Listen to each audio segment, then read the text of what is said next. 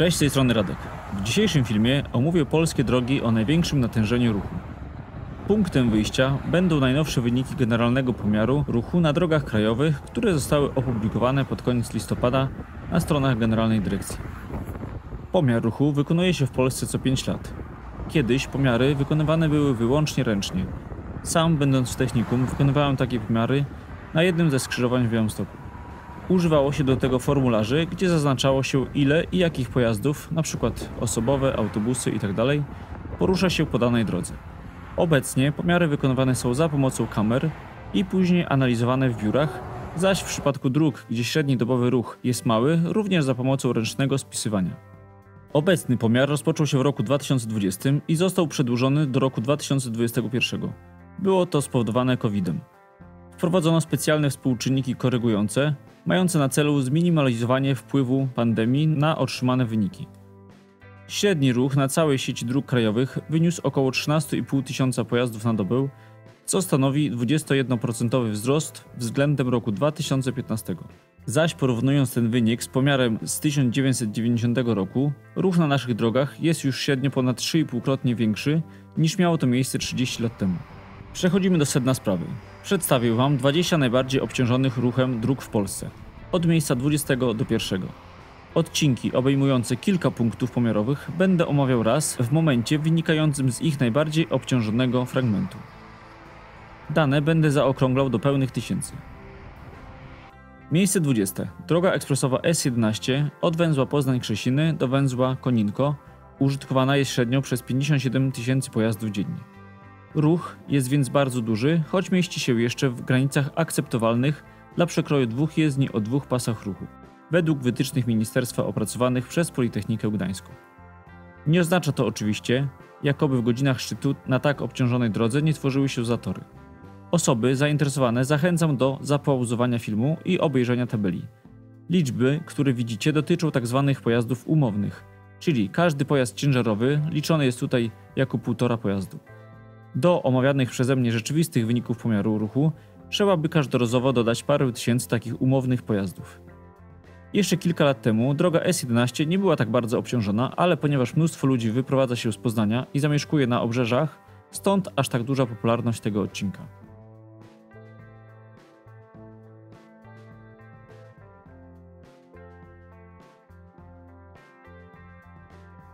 Miejsce 19. Droga krajowa nr 7 od węzła Kraków Południe do wsi Mogilany. Jest to główny i praktycznie jedyny wyjazd z Krakowa w stronę Myślenic, Nowego Targu i Zakopanego, czy dojazd na Słowację. Odcinkiem tym również porusza się średnio około 57 tysięcy pojazdów na dobę. Mamy tu dwie jezdnie o dwóch pasach ruchu, jednak jest to droga kolizyjna ze skrzyżowaniami z sygnalizacją świetlną, co oznacza, że jej graniczne obciążenie jest już dawno przekroczone. Tworzący się tutaj do świateł korek wychodzi nieraz na autostradę A4, przez co dochodzi do wielu niebezpiecznych sytuacji.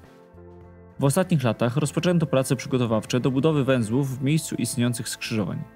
W pełni bezkolizyjną, choć nadal nie ekspresową, zakopianką z Krakowa do Myślenic będziemy jednak mieli szansę pojechać w najbardziej optymistycznym wariancie za jakieś 6 lat.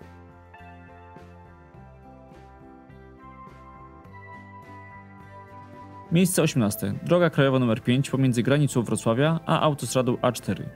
58 tysięcy pojazdów na dobę. Przekrój dwóch jezdni o dwóch pasach ruchu. Jest to główny dojazd z centrum Wrocławia do autostrady A4 oraz w kierunku Kłodzka. Należy zaznaczyć, że pomiar ruchu nie obejmuje odcinków dróg krajowych z wyjątkiem dróg klasy A i S leżących w granicach miast na prawach powiatu. Miejsce 17. Droga ekspresowa S52 pomiędzy węzłami Bielsko-Biała-Łapienica a Bielsko-Biała-Andersa. Również 58 tysięcy pojazdów. Mamy tu dwie jezdnie, a na każdej dwa pasy tranzytowe i pasy zbiorczo rozprowadzające dla jadących do centrum handlowego.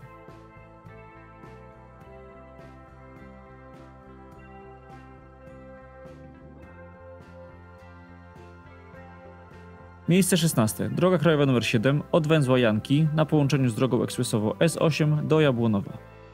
Droga kolizyjna o dwóch jezdniach po dwa pasy ruchu. W kolejnych punktach pomiarowych zanotowano średni dobowy ruch od 56 do 61 tysięcy pojazdów.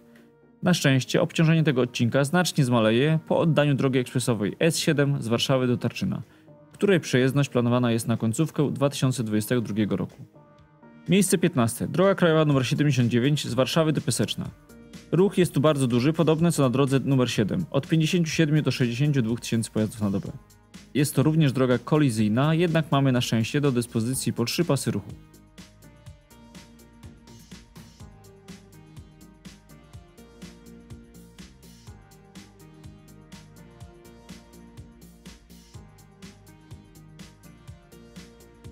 Miejsce 14. Również wyjazd z Warszawy, tym razem na północ, czyli droga krajowa nr 7 z Warszawy do Łomianek. Droga kolizyjna o 2 jezdniach po 2 pasy ruchu.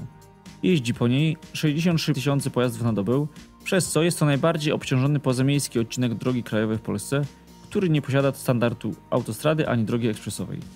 Niecały miesiąc temu Generalny Dyrektor Ochrony Środowiska zakończył rozpatrywanie odwołań od decyzji środowiskowej dla budowy S7 po postępowaniu trwającym 3,5 roku.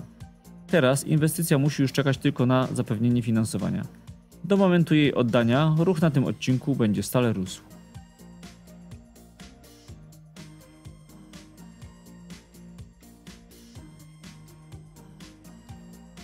Miejsce 13. Autostrada A2 pomiędzy Grodziskiem Mazowieckim a Pruszkowem o przekroju 2 jezdni o 2 pasach ruchu.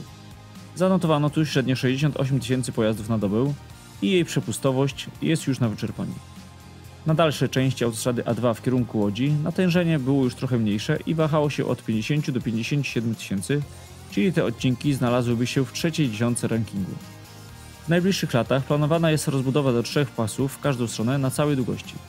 Moment ten nadszedł bardzo wcześnie, bo od oddania do ruchu minęło niecałe 10 lat. Miejsce 12. Autostrada A4 od Kostomłotów na połączeniu A4 z DK5 do Bielan Wrocławskich. Obciążenie wynosi od 58 tysięcy koło Kostomłotów do 75 tysięcy przed węzłem z autostradą A8. Droga, mimo że nazywa się autostradą, nie spełnia wymogów dla autostrady. Są tutaj zbyt często węzły drogowe, brakuje parkingów i co najważniejsze, na sporej części brakuje pasa awaryjnego. Każda, nawet najmniejsza awaria pojazdu lub stłuczka powoduje ogromne korki. Planowana jest rozbudowa autostrady A4 od Krzyżowej do Wrocławia do 3 pasów ruchu w każdą stronę, zaś właśnie na omawianym odcinku na wschód od Kostomłotów rozważana jest też alternatywa w postaci budowy całkowicie nowego śladu A4 bardziej na południe. Miejsce 11. Również autostrada A4 od węzła Gliwice-Sośnica do Mysłowic z wyłączeniem odcinka przez Katowice. Na zachód od Katowic ma ona 2 jezdnie po 3 pasy ruchu, a po jej najbardziej obciążonym fragmencie porusza się około 70 tysięcy pojazdów, zatem obłożenie jest całkowicie w normie. Na wschód od Katowic mamy już tylko po 2 pasy ruchu i 75 tysięcy pojazdów. Ta wartość jest prawdopodobnie trochę zawyżona z uwagi na objazdy drogi krajowej nr 86 remontowanej w okresie prowadzenia pomiarów. Niemniej, jak na 2 pasy ruchu, obciążenie tego odcinka jest bardzo duże. Miejsce 10. Droga ekspresowa S8 z Marek do Radzymina. Została wbudowana na całej długości w przekroju 2 jezdni po 3 pasy ruchu i niewątpliwie są one tutaj niezbędne. Mimo że droga ma dopiero kilka lat, jeździ po niej w zależności od odcinka od 60 do 80 tysięcy pojazdów na dobę. Miejsce 9. Autostrada A2 od węzła Poznań-Zachód do węzła Poznań-Krzesina. Średni ruch na tym odcinku wynosi między 71 a 83 tysiące pojazdów na dobę. Droga w 2019 roku została przebudowana z 2 do 3 pasów ruchu. Dzięki temu, jeśli nie ma żadnego wypadku, to po A2 w Poznaniu jeździ się już bez korków.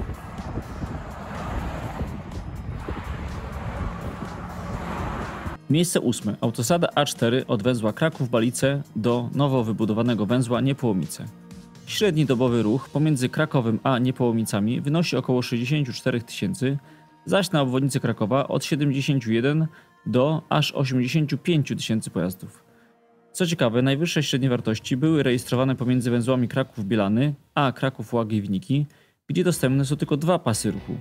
Zaś na odcinku o 3 pasach ruchu obciążenie jest nieco mniejsze i nie przekracza 77 tysięcy. Na niewielką poprawę sytuacji można liczyć po ukończeniu w 2024 roku brakujących części krakowskiego ringu, jednak szanse na znaczące odciążenie A4 przez obwodnicę północno-wschodnią wydają się małe z uwagi na wybraną do realizacji skrajnie niewydolną wersję planowanego węzła Kraków-Mistrzejowice. Opowiem o nim w jednym z kolejnych filmów. Na razie próbka, jak ten węzeł będzie źle zaprojektowany. Jest to symulacja wykonana przez kolegę Jakuba. Więcej w nowym ruchu.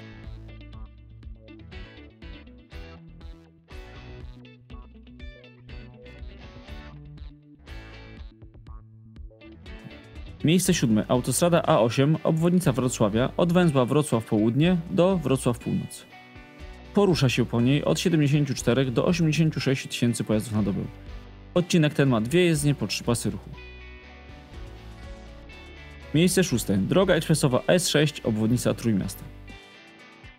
W miejscu, gdzie są po 3 pasy ruchu, natężenie ruchu wynosi 97 tysięcy pojazdów. Natomiast na odcinkach, gdzie dostępne są po 2 pasy ruchu, natężenie to wynosi od 70 do aż 93 tysięcy pojazdów na dobę. Jest to jedno z miejsc w Polsce, gdzie prawie zawsze jest korek. Sytuację ma poprawić dopiero budowa obwodnicy metropolitalnej, która zostanie oddana do ruchu w roku 2025. Pytanie, czy będzie ona miała wystarczający wpływ na poprawę sytuacji na istniejącej obwodnicy, wykracza poza materiał tego filmu. Nagranie, które widzicie, pochodzi od Piotra z kanału Usuń Znak. Link do kanału, który bardzo polecam oglądać, wyświetla się w prawym górnym rogu. W pierwszej piątce rankingu spotkamy już tylko drogi o co najmniej 3 pasach ruchu. Oznacza to, że najbardziej obciążonymi w Polsce odcinkami dróg o 2 pasach ruchu w każdą stronę są omówione właśnie mocno przeciążone obwodnice Trójmiasta i Krakowa. Miejsce 5. Autostrada A4, przejście przez Katowice. Maksymalnie porusza się tutaj 105 tysięcy pojazdów na dobę. Droga posiada po 4 pasy ruchu w każdą stronę. Po 2 dla ruchu tranzytowego i po 2 miejscami więcej dla ruchu lokalnego.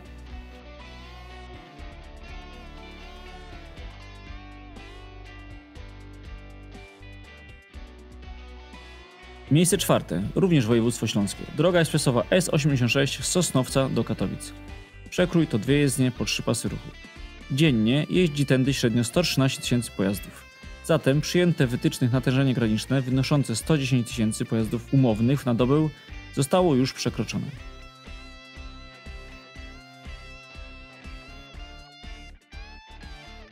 Miejsce 3. Droga ekspresowa S2 i fragment autostrady A2 od węzła Pruszków do węzła Warszawa Puławska.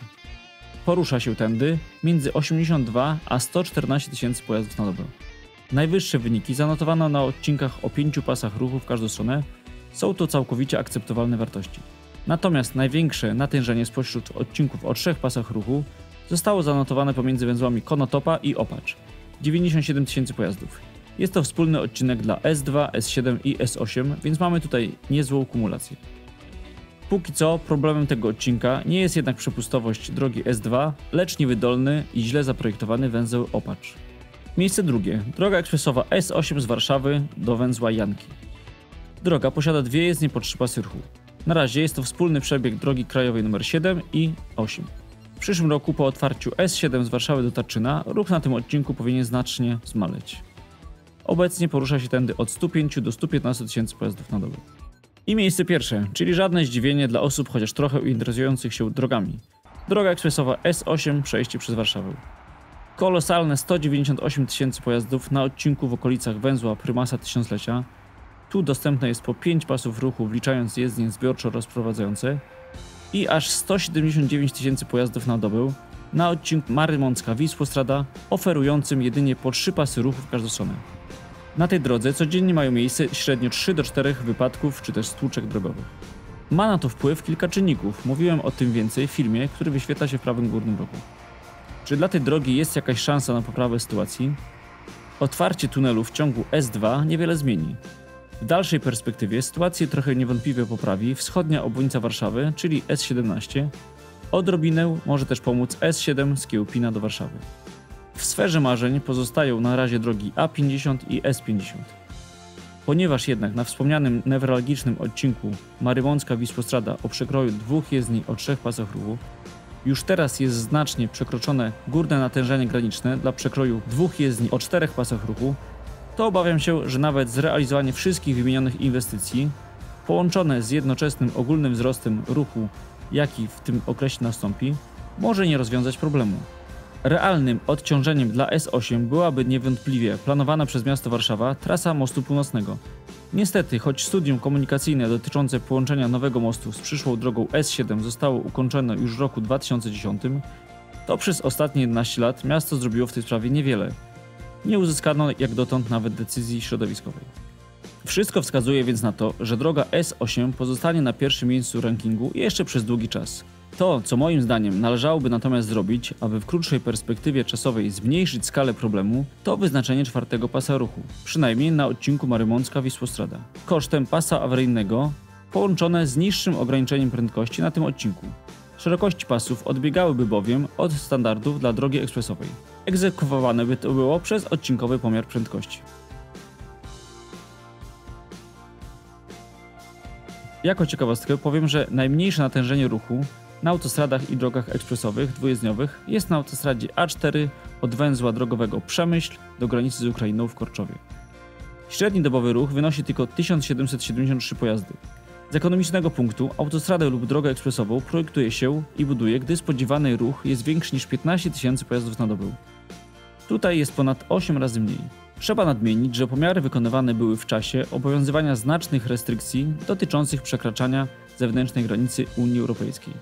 W normalnym czasie ruch byłby niewątpliwie większy, ale wciąż bardzo niski.